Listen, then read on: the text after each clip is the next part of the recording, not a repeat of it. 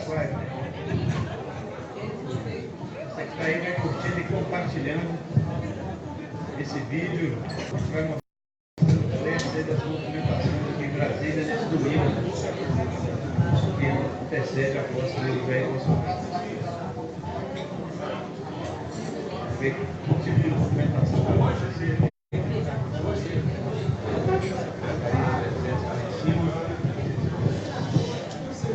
Não identificamos ainda que tipo de. Mas o clima é muito bom, a temperatura.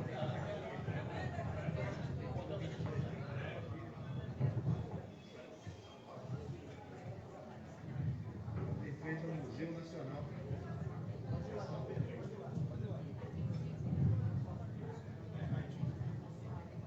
Só para que você se situe, ali está a esplanada dos ministérios.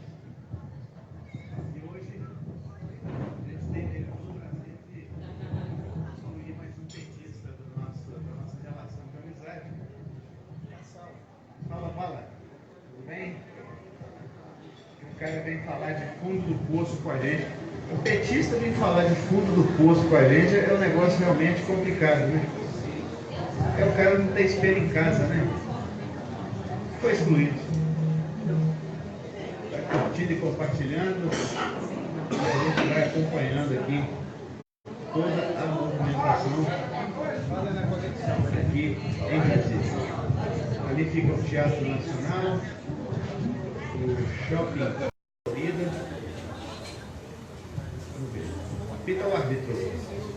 A bola vai rolar. Atenção. Movimentação do Exército Brasileiro.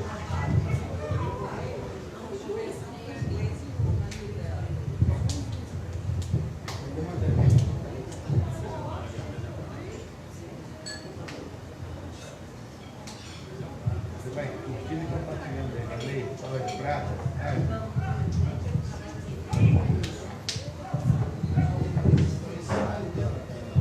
Vai invadir agora? É hoje? O Bolsonaro não foi eleito, foi nem intervenção.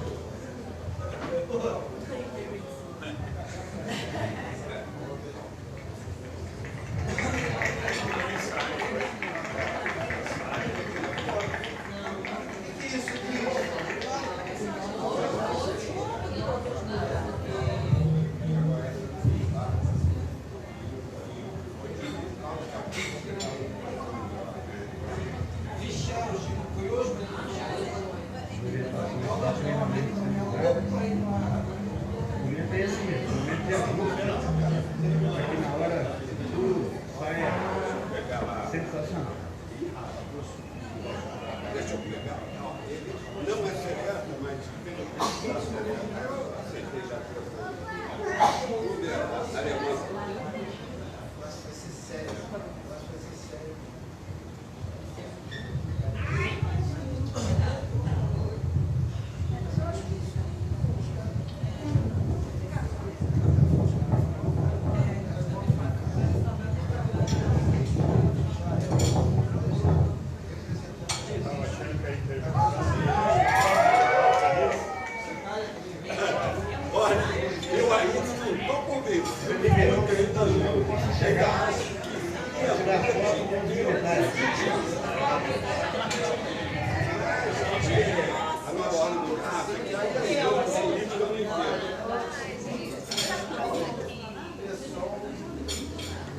Boa noite a todos. Boa noite, gente. Sejam bem-vindos a Brasília!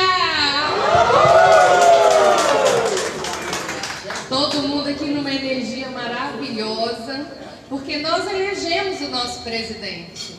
E ele daqui a poucas horas vai tomar posse. Isso é muito maravilhoso.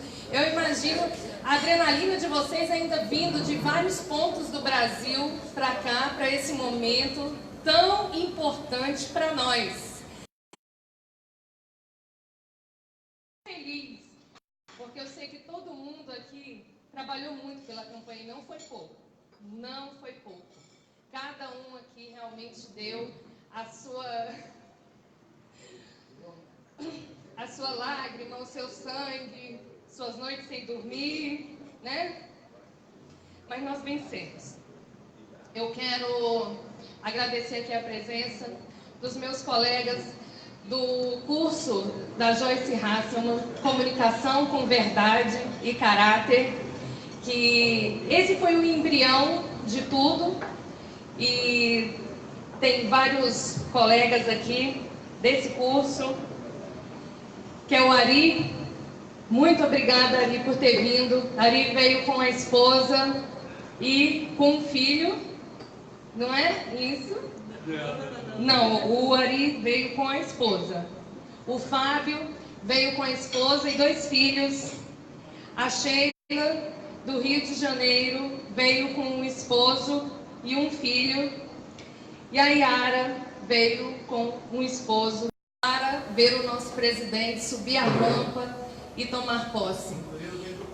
Além disso, eu quero agradecer também a presença de ativistas que também batalharam muito, que aprendeu muito nesse caminho a agir nas redes sociais e ser realmente influenciador, não é?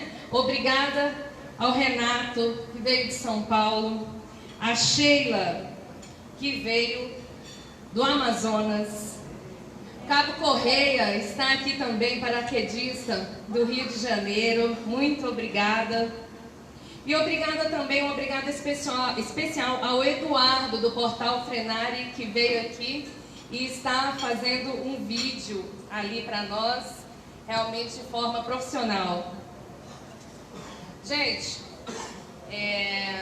e também é um momento muito especial porque nós estamos aqui iniciando um processo político e nós vamos também apoiar e fazer parte do nascimento de uma revista, a Conect Brasil, Conect com K, Brasil com Z, uma revista completamente de direita, que daqui a pouco o Giovanni vai falar para nós, tá? Então, muito obrigada também pela presença da Cláudia Berman, do João Bonfim, do Giovanni Pedroso e do Nivaldo Nunes, que é um artista que está desenhando uma tela, pintando uma tela para o nosso presidente Bolsonaro. Em breve ele vai estar lá fazendo essa entrega e nós vamos estar juntos. Gente, sejam bem-vindos. Vou passar agora a palavra para o Ari, que agora é ele que vai ser o comandante. Ari. Obrigado, Cris.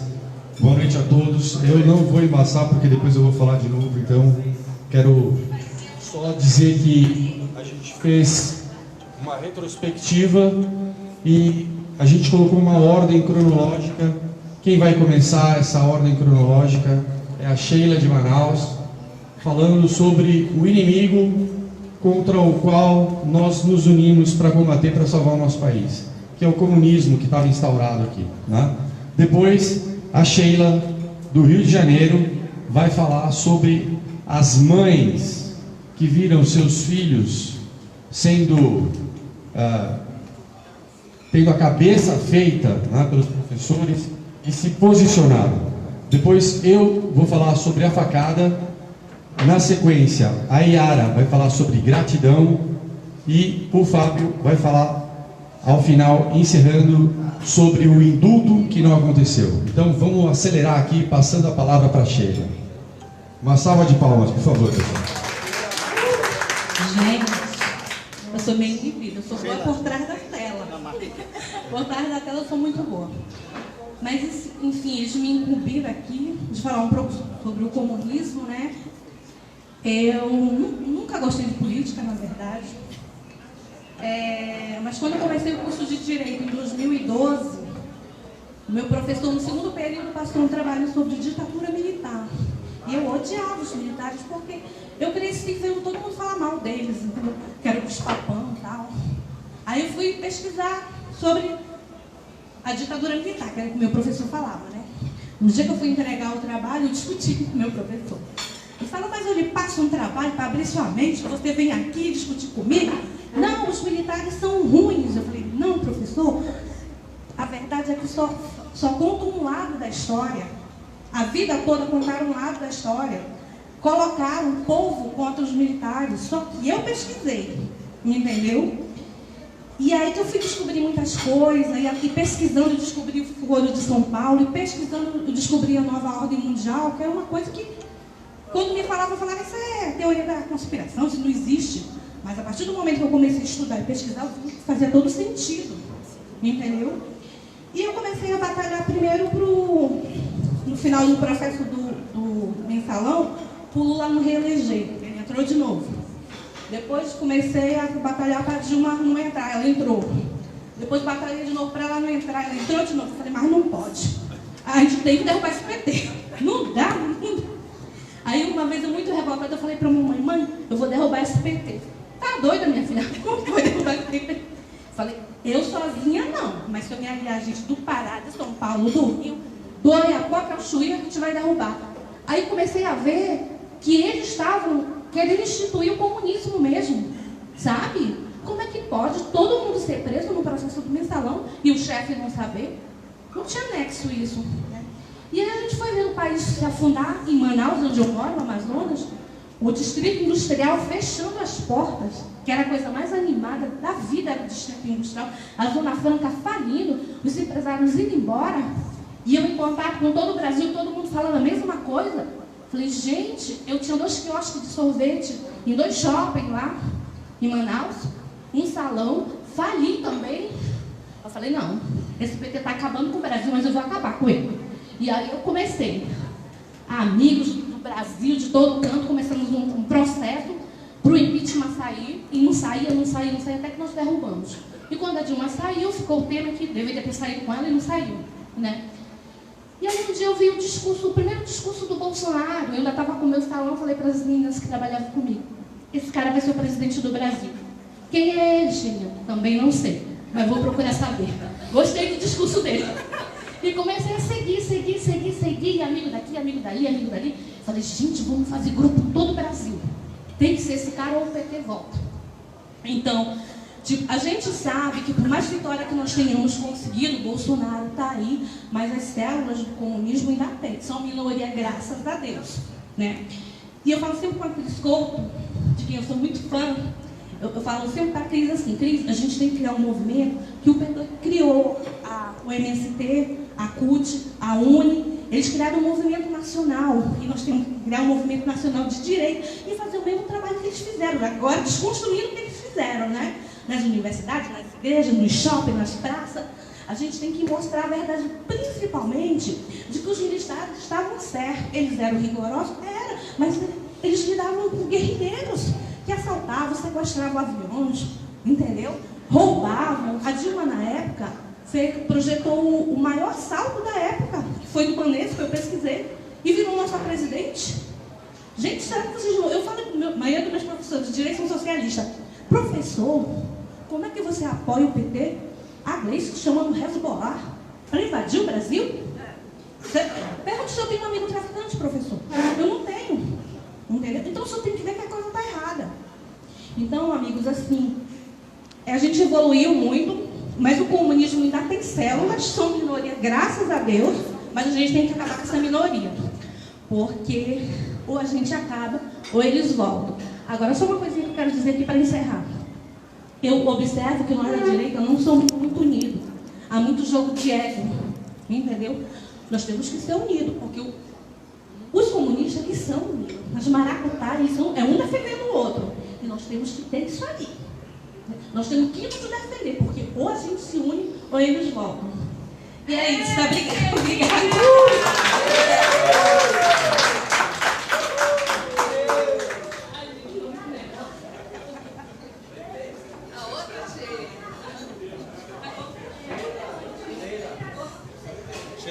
Oi, gente. Fica na marca aqui, cuidado com o filho, tá?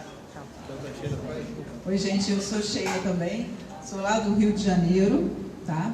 E eu vou pegar o gancho da minha xará, Sheila, falando sobre o lado da história, que é apenas um lado da história que foi contado.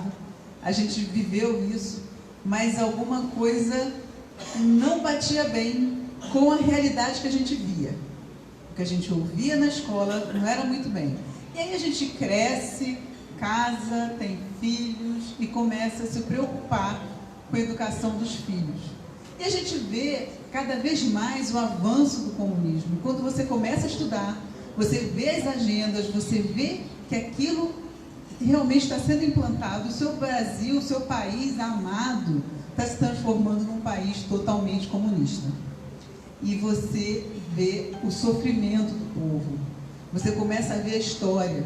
Você começa a estudar o comunismo no mundo. Você vê o que aconteceu em Holodomor. Você vê todo o mal que todos os grandes nomes do comunismo fizeram. E você vê seus professores, os professores que estão aí ainda até hoje, enaltecendo, contando apenas um lado da história, como falou a Sheila. E aí você começa a ver, começa a observar, você vê os candidatos, né? Como todo brasileiro, eu já estava totalmente desacreditada em qualquer um, porque político é tudo igual, né? A gente achava, é tudo igual. Todos falam a mesma coisa, pensam da mesma forma e só querem o dinheirinho deles no bolso e não estão nem aí para você ou para o país. Quando você se depara, de repente, com alguém que luta, que não se intimida, que tem autoestima, e é isso que a gente estimula para os nossos filhos. Eu acho que todo pai, toda mãe estimula que o filho saiba fazer boas escolhas, que tem autoestima. E você vê um deputado sozinho, corajoso, que vai e denuncia o kit gay. Qual é a mãe, qual é o pai que quer apoiar um kit gay, a não ser que ele se beneficie de alguma forma disso? E aí, não está nem aí, às vezes, nem para o filho dele, né? A mãe, o professor. Então, a gente vê os professores falando os absurdos. E cada vez mais, eu peguei isso, né, no nível médio, universidade. Aí você vai vendo que está cada vez mais precoce essa manipulação de mentes. Você começa a estudar um pouquinho, você lê alguns livros e você vê que tem uma coisa chamada engenharia social, que vem lá de fora, eles vão colocando as agendas e você vai vendo que aquelas agendas estão sendo implantadas no Brasil para destruir a cabeça do nosso aluno, das nossas crianças. Já chegou a nível da criança, porque chega ao ponto de a professora do meu filho comparar o nome de um santo com o nome do Lula, só porque tem Inácio no meio. Eu achei o fim da picada. Mas nem fui na escola reclamar, porque, por causa do meu filho, fiquei com medo dele ter alguma represália, tá? Mas, assim como eu tenho essa historinha, vários pais no Brasil inteiro têm casos semelhantes para contar. Então, com isso, quando eu vi o Bolsonaro, eu resolvi me engajar na luta que a Sheilinha também está, e a gente viu quem podia nos representar, quem é que realmente podia nos ajudar a nos livrarmos desse câncer que estava assolando todo o país. É o nosso queridíssimo presidente, que elegemos com muito suor, muito trabalho, muita garra, e por isso a gente vem com toda alegria para cá, para Brasília, para poder participar desse dia da posse. E com isso a gente tem a esperança, ainda tem muita luta, mas que a gente vai tirar esse câncer, esse mal que está sendo colocado na cabeça dos nossos filhos, para eles crescerem pensando que as ideias são deles, e quando não é. Isso tudo colocado por muitos professores que são doutrinados nas universidades para doutrinar os nossos filhos. E é isso que eu queria dizer para vocês. Uma boa noite a todos.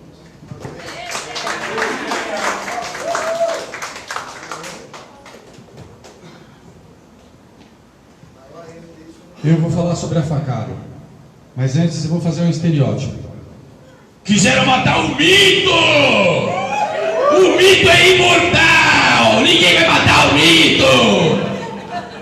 Gente, não é verdade isso, né? O Bolsonaro, ele é só um brasileiro como nós, que se cansou de ver o nosso país tão rico, tão promissor, tão pacífico, ser transformado num reduto, né, de uma agenda de esquerda que quer legalizar as drogas, que quer destruir a família para acabar com a propriedade privada, que quer fazer do sexo uma coisa banal, comum, né?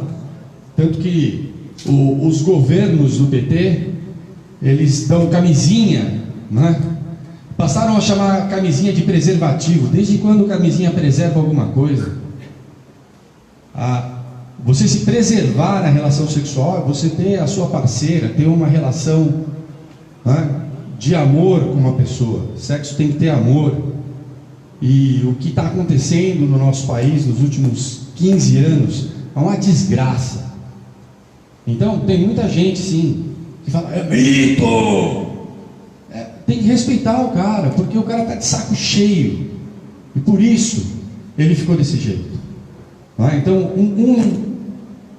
um extremo gerou uma reação no outro extremo, mas nós não estamos nesses extremos. Nós pensamos, a gente tem uma formação, e o que eu queria falar rapidamente sobre a facada são 3 aspectos, certo? O primeiro aspecto é o discurso da esquerda. A esquerda vive de discurso, poder pregar uma ideologia que fracassou. Karl Marx previu a revolução do proletariado que nunca aconteceu. Sabe por que nunca aconteceu a revolução do proletariado? Porque quando você recebe um emprego e você tem um salário, você sai de casa vibrando para ir trabalhar, e não para destruir o seu patrão e tomar o lugar dele. Então o cara que nunca trabalhou ficou imaginando que ia haver uma revolução que nunca aconteceu. Depois veio a escola de Frankfurt e resolveram que não era mais pelas armas, eles iam tomar a mente das pessoas, ia ser através da subversão, através da cultura, através do ensino, através das artes. E é isso que a gente viu acontecer no nosso país depois que o PT entrou no governo. Então aquela facada, ela veio da esquerda. A gente não sabe quem foi, não estou acusando ninguém, mas ela veio da esquerda. A esquerda mata, a esquerda destrói. O outro aspecto que eu queria falar sobre a facada foi a intervenção divina. Por quê? Por 1 milímetro, aquela faca não atingiu uma veia que em 2 minutos o Bolsonaro estaria morto. Deus colocou o dedo naquela faca e falou: daqui você não passa. Eu creio no Deus vivo, e eu sei que Ele colocou o dedo ali naquela hora. Assim como também Ele abriu o caminho no meio da multidão, para que o Bolsonaro pudesse, no tempo exato, chegar em estado de choque no hospital, mas ter a vida dele salva. Ele perdeu mais de 2 litros de sangue, e o sangue que ele recebeu é sangue do povo. Você é doador de sangue? Quantos doadores de sangue a gente tem aqui? Os doadores de sangue lá de Juiz de Fora salvaram a vida do Bolsonaro. E teve sim a intervenção divina. O Deus que os comunistas não acreditam, eles acreditam no Estado, eles substituem o Deus vivo pelo Estado. Nós acreditamos no Deus vivo. E o nosso candidato, ele pegou a Bíblia. Eu me identifico muito com isso, porque quando eu fiz o meu último MBA antes do curso da Joyce, eu tinha que fazer um artigo científico. E eu falei: eu quero usar a Bíblia como referência para o meu artigo. E eu consegui usar a Bíblia como referência bibliográfica para fazer um artigo científico. E ele usou um versículo da Bíblia: conhecereis a verdade, e a verdade vos libertará. Eu vou falar para vocês: Deus honra aquele que honra a Deus. Deus é fiel. A gente pode pisar na bola, a gente pode, se desviar e fazer um monte de coisa errada, mas Deus não nos abandona nunca. E o último aspecto, para encerrar minha fala, é o aspecto da mídia, da notícia, do jornalismo. Por quê? Aquele homem ferido, quando ele chegou no hospital, não foi por coincidência que tinha a melhor equipe de socorristas reunida para atender ele naquele momento.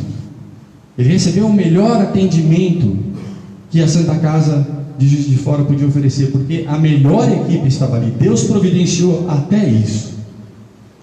E eu vou falar para vocês, enquanto a mídia fica indo atrás aí de cheque de 24 mil, tá? De explicar a morte de vereadora negra homossexual, de falar de uma caravana que foi feita à base de pão com mortadela, eu não vi ninguém ir lá em Juiz de Fora, entrar na Santa Casa e falar quem foram as pessoas que salvaram a vida do Bolsonaro. Eu espero que a Conect Brasil faça isso. Vai lá em Juiz de Fora, levanta os nomes daquela equipe que salvou. Eles são os heróis, porque se eles não tivessem salvo a vida do Bolsonaro, tudo que a gente está fazendo aqui agora não ia estar acontecendo, tá? Então, eu queria encerrar só falando isso. A gente precisa de uma mídia verdadeira, a gente precisa do verdadeiro jornalismo, que nos uniu nesse curso com a Joyce Hasselman. Um beijo para a Joyce. Que pena que você não está aqui com a gente, Joyce. A gente ama você, viu? A gente te procurou muito e você, infelizmente, está muito ocupada. A gente reconhece que você está num plano superior ao nosso, mas a gente continua aqui batalhando, tá? E nós nos unimos porque a gente acredita numa comunicação com caráter, com verdade, porque o jornalismo ele tem que ser verdadeiro, tá? Ele não pode ficar distorcendo a realidade, enganando o povo. E a gente vê o quê? A gente vê os nossos jovens falando: não vou votar no Bolsonaro, eu não voto em homofóbico, racista, isso, aquilo outro, um monte de baboseira, né? Então, tomara que a Conect Brasil ganhe força e faça essa reportagem de ir lá em Juiz de Fora, mostrar o nome de cada um desses heróis, para a gente poder bater palma para eles. Obrigado, pessoal. Agora é a Yara. Impressionante que eles chamam os outros fascistas e perguntam o que é fascista. Eles são fascistas. Aí, tá bom. Explica aí, tá joia. Boa noite, gente. Eu, como a minha colega aí que acabou de dizer que também morre de vergonha, eu, assim, pelo menos nos primeiros 5 minutos, acho que eu tenho vergonha, depois eu descambo, tá? Mas a minha fala vai ser a respeito de gratidão. Porque eu também eu comecei essa história há muito pouco tempo, há 4, 5 anos no máximo atrás. E eu ouvia falar de uma tal de Lava Jato, e o pessoal falava sobre a Lava Jato, que eles estavam atrás de algumas investigações, e eu não dava bola para isso. Isso foi em 2013.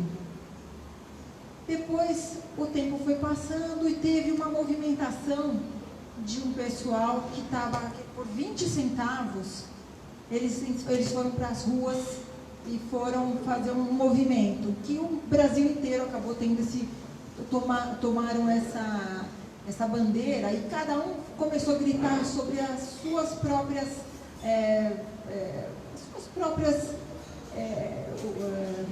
seus próprios incômodos, né, com a sociedade.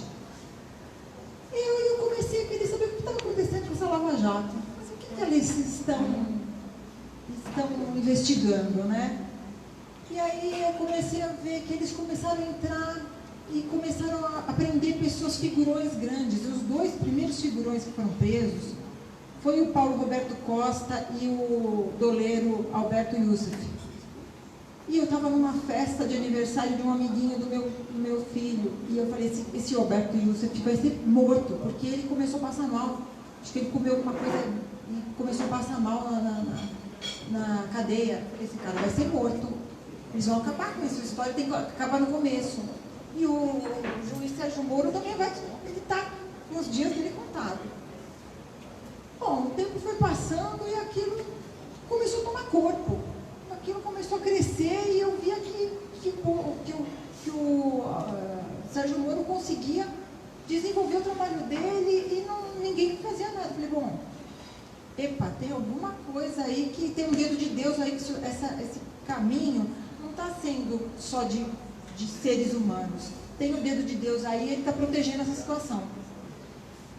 E a situação começou a se avolumar, o Sérgio Moro começou a crescer, ele tinha a Polícia Federal, ele tinha o Ministério Público, já era uma equipe, não era mais uma pessoa.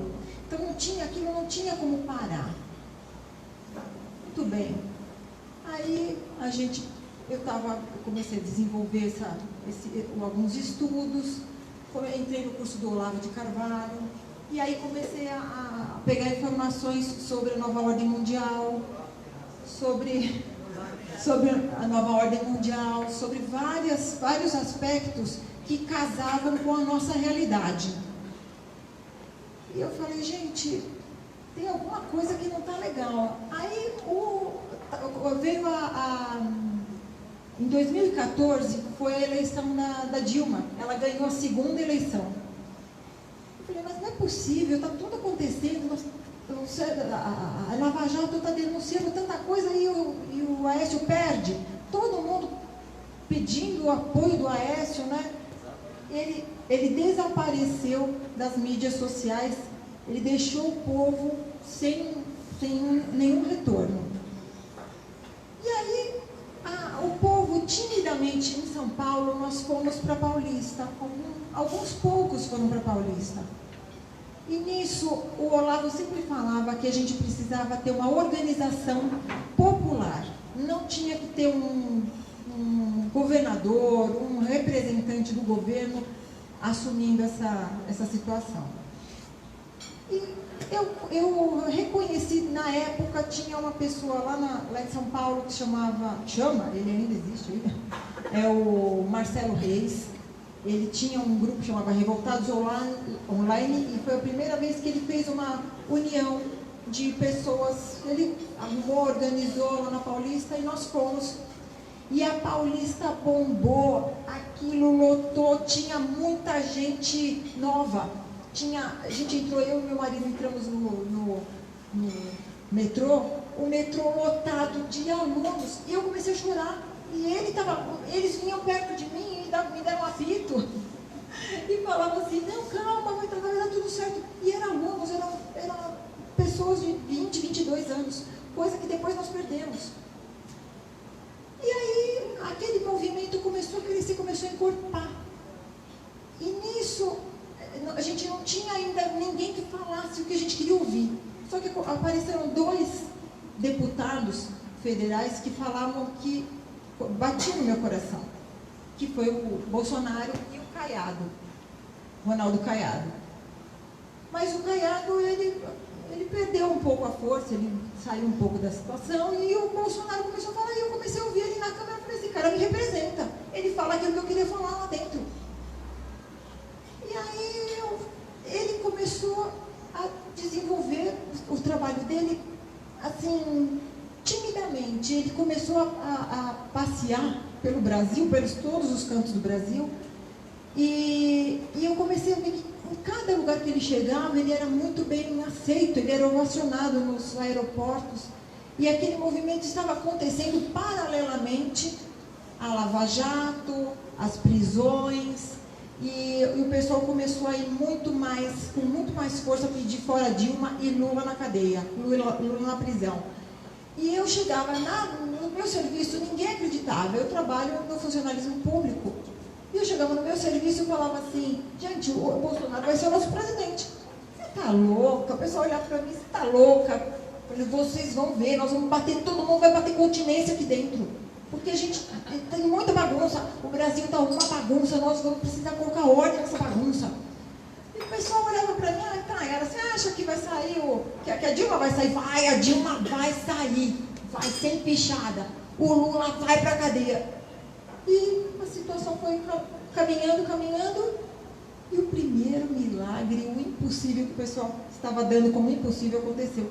Foi o impeachment da Dilma. Aí eu falei, opa, esse caminho ele não está sendo norteado pelos homens. Deus está colocando a mão aí. E esse caminho ele vai chegar até o final. Eu aposto nisso. E eu comecei a falar para um, falava para o outro, e o pessoal, assim, sempre tinha uma resistência. Mas a situação foi voltando, a situação foi crescendo. E aí, eles... deixa eu voltar aqui na minha lembrança. Tudo bem. Aí o Bolsonaro estava fazendo a sua campanha, entrou a pré-candidato, começou a fazer sua campanha e até que aconteceu que ele tomou a facada. Ele tomou a facada e as pessoas... eu lembro que eu estava fazendo minha unha e eu recebia zap de tudo quanto era lugar. Todo mundo, porque ninguém ia votar no Bolsonaro até então, mas todo mundo vinha falar para mim, ai, Bolsonaro, Bolsonaro. Eu olhava, comecei a assistir essas imagens na televisão lá do cabeleireiro, e eu falava, não, Deus não faz a sua obra pela metade, Ele está, isso faz parte do processo, Ele precisa se afastar, e Ele vai sobreviver.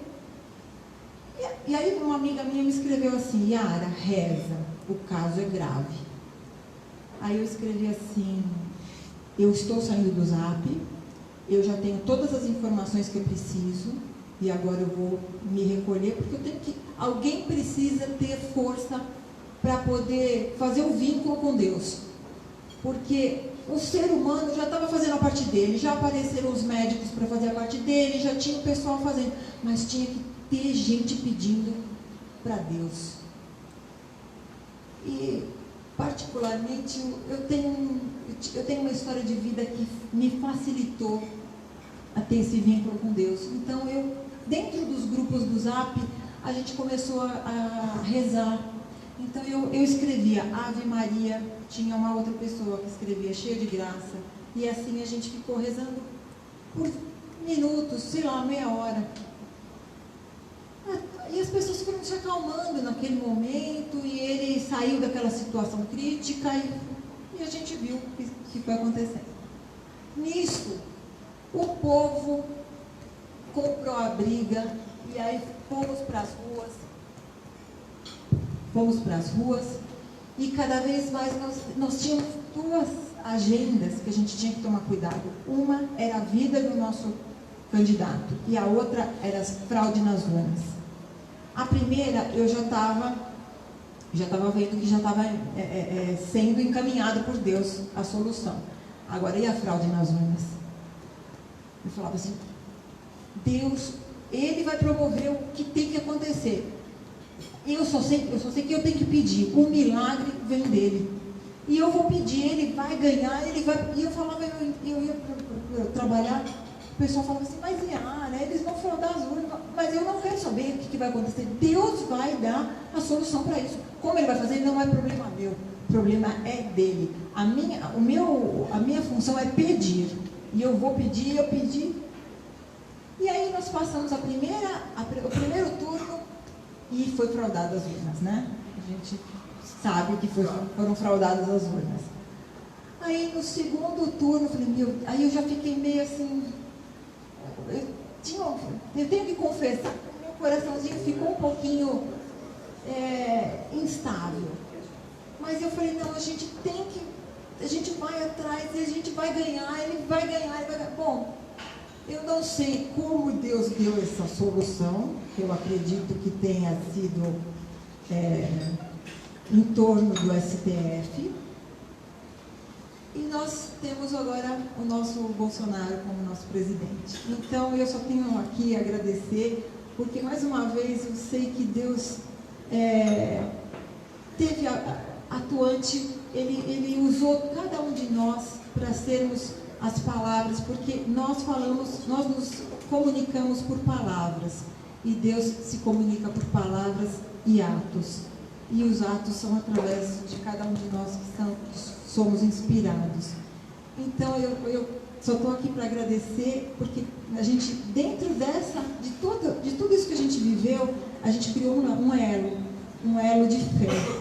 E hoje nós estamos aqui para comemorar essa fé e essa união. E eu estou aqui para agradecer. Deus acima de tudo e Brasil acima de todos.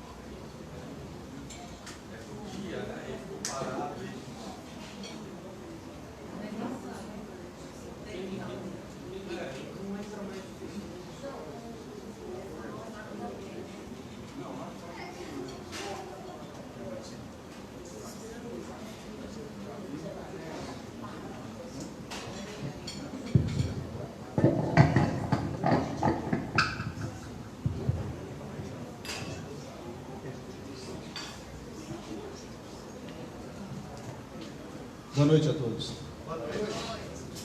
Para quem não me conhece, eu sou Fábio Braga, sou de Belo Horizonte, moro em Muriaé.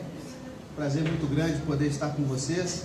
O pessoal da live, são vários, inúmeros os grupos que estão tendo nesse momento essa transmissão compartilhada através do WhatsApp. Agradecer a presença de todos que estiveram por 1 minuto, 2, 10, o tempo todo. Muito obrigado a presença de todos. Meu companheiro de Café com Queijo, Ari Neto, programa toda segunda-feira, meu jabazinho aqui, né, Ari? Toda segunda-feira, 6 da tarde ao vivo, na minha página e na dele. E vocês estão convidados, porque amanhã, 31/12, vai ter o primeiro Café com Queijo totalmente ao vivo, né? Ainda não combinei com a Ari aonde que a gente vai estar para fazer, mas quem quiser participar ao vivo, está convidado. A gente vai falar no grupo, o local, e vocês podem ir lá para a gente bater um bate-papo, fazer um bate-papo, que normalmente é para durar 45 minutos, mas nunca dura menos de 1 hora, porque o papo é muito bom. Então já ficam aí previamente convidados todos que estão aqui presentes hoje. Sempre que eu e o Ari vamos conversar sobre a pauta do programa, a gente conversa e chega na hora a pauta muda, porque a dinâmica das coisas que vem acontecendo no Brasil ultimamente tem sido tão forte, mas tão forte, que não dá para você conversar um assunto de algo que aconteceu 2 dias antes, 3 dias antes, porque já teve um sobressalto e já aconteceu alguma coisa mais grave, mais importante que precisa ser comentada. Para quem não sabe, eu sou advogado, militante, atuante, né? E a comunicação é o amor da minha vida, né? Minha mulher está sentada ali, também, mas a comunicação também é. Você vai ter que dividir, vai ter que me dividir, né, com a comunicação, não tem jeito. E é por isso que, de fato, eu estou embrenhado com tanta força nessa situação da comunicação. E durante a semana imaginei que poderia falar sobre um assunto gravíssimo hoje aqui, que seria a situação que envolveu a liminar do senhor Marco Aurélio Melo, que liberava 170 mil presos, né, através de uma reles canetada. Entretanto, hoje aconteceu um fato mais forte, um fato que merece a nossa atenção. Finalmente hoje, o atual e demissionário, se é que podemos chamar assim, o fim de carreira, presidente Temer, resolveu finalmente, depois de tanto pestanejar, depois de tantas idas e vindas, e depois, inclusive, de apelos da Defensoria Pública, para que assinasse o decreto de indulto, resolveu definitivamente que esse ano não vai ter indulto de Natal. Para o Marco Aurélio Melo, aquele que queria liberar 170 mil, indulto é uma tradição do Brasil. Para o pessoal da Defensoria Pública, o indulto é uma das formas, Cristiane, de solucionar, né, o problema da prisão no Brasil. O indulto resolve o excesso da população carcerária do Brasil. Então é o seguinte, vamos fazer um negócio, vamos parar essa live aqui, já estamos em Brasília mesmo, vamos sair quebrando tudo por aí, vamos matar uma meia dúzia por aí, vamos fazer baderna, bagunça, porque nós vamos ser indultados mesmo. É assim que esses caras pensam. E finalmente, esse ano não vai ter indulto. Beleza, muito bom. Mas essa decisão do Temer